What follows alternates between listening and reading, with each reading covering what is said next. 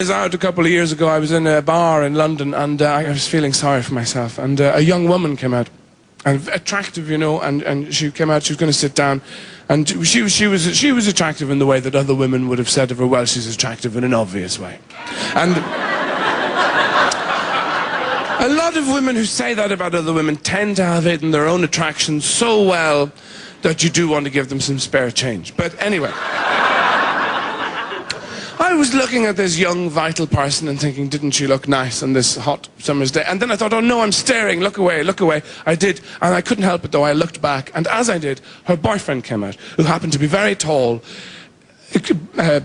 black, and extraordinarily handsome. A really remarkable looking man. And I couldn't take my eyes off him, you know. He had this wonderful kind of rangy stride and chiseled features, these sea green eyes and a sort of 1,000-yard stare, you know, and a paragon of a human being.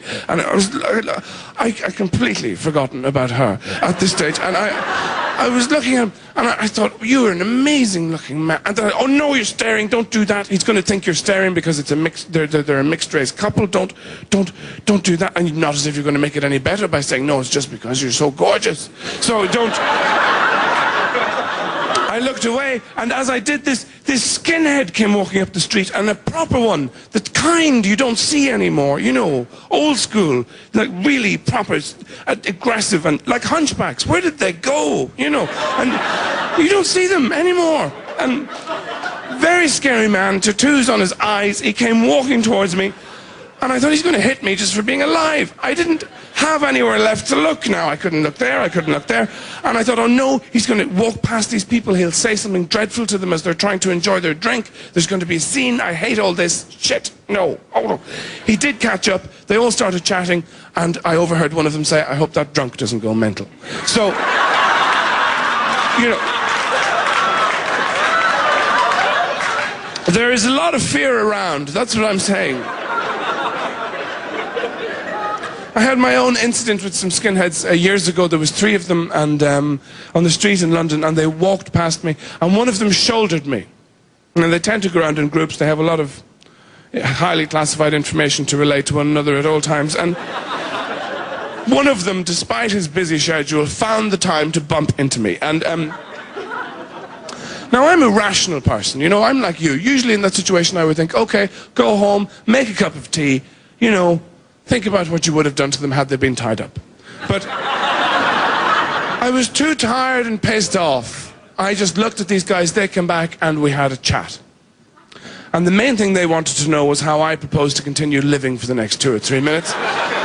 And then I did a very stupid thing. I did a very male thing. I thought, right, there's 3 of them, and there's 1 of me. That's the calculation I was doing. Now, I'm rubbish at maths.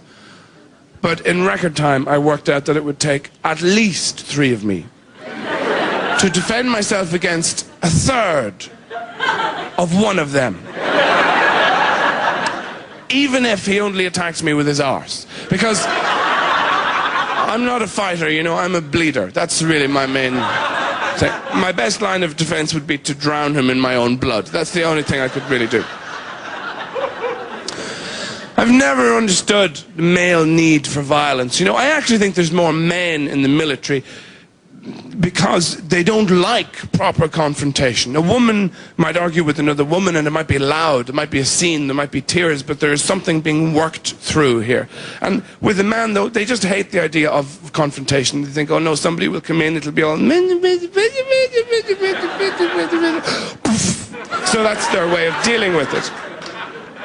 And I think the military know this as well. They try and make an army job seductive to people, you know, with their campaigns. There used to be one in Britain where it was a guy, a pizza delivery guy on the street on his motorbike, and then jump jet pilot. He suddenly became a jump jet pilot, and apparently this is reassuring for everybody else. But you know, he's going whoosh, mozzarella there,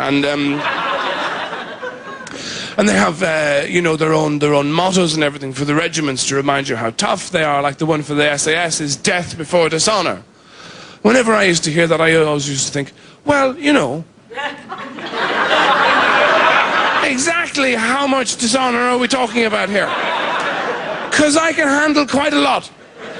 Really? You know, I would, for instance, fillet a Smurf. No problem, and cook him a little Smurf omelette as I was doing it. I would do his friend as well. I'd do the town. Smurfdom. I really don't care. On my hands and knees for a week if it meant avoiding death, if at all possible. Have I talked for ages? I have. I have to go. Thank you very much, everybody, for coming. Good night.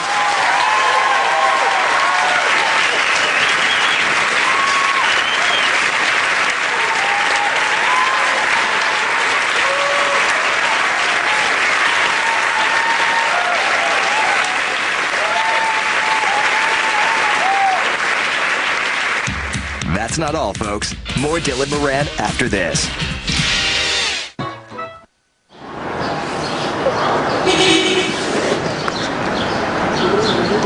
You okay, mister? I'm fine, thank you. Yeah, I'm just a bit hot. Yeah, I know. You want some water? No, thank you. Thank you. I have water. Thank you. The heat's making people crazy. Lots of crazy people out there. Mm-hmm. Absolutely. I saw a guy here earlier on. He was over there. He was licking a... Do you know that Satan is everywhere? I'm sorry? The Black Prince, Lucifer. Did you know he never stops working? Yeah. I saw a thing in the paper, yeah. Could you lend me $716? No. I'm gonna pray for you. I never forget a face. Okay. All right, thank you. How about $375? No.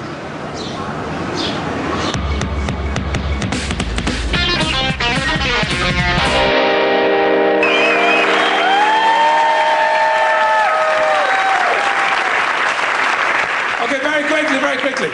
Because, you know, the whole encore thing never really seduced me. I just think of it if, you know, you're at work and your boss comes up to you at 5 to 6 and says, listen, you know that photocopying you were doing earlier on? You blew our minds. Would you hang around for a bit and do some more?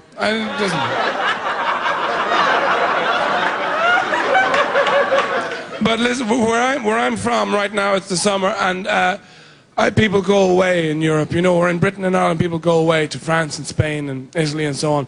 And it's very easy to spot your own kind when you go away. Americans can do this, anybody can do this. You know, English people do it. They see each other in the terraces there, in the cafes, blending in, absorbing all the local culture, you know, becoming invisible. And you see them learning about the place, talking to the locals, the waiters, you know, saying, what do you mean is now f***ing chips?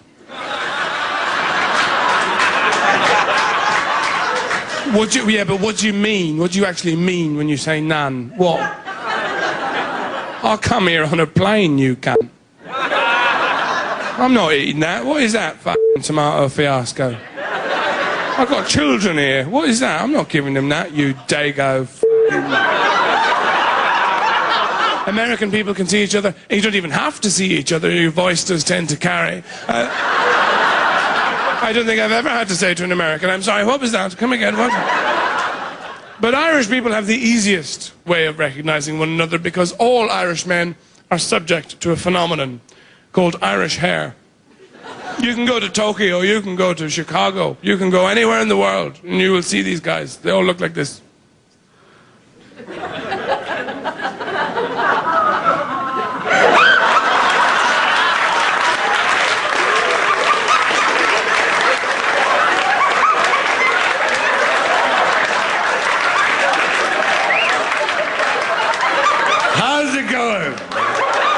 Have you been here long, have you? I've been here for 110 years. I'm saving up to get home. I can't quite seem to get it together, I don't know why. Do you want a drink, do you? Do you want a ham sandwich? I have one in my pocket. That is all from me, everybody. Thanks for coming. Good night. Thank you.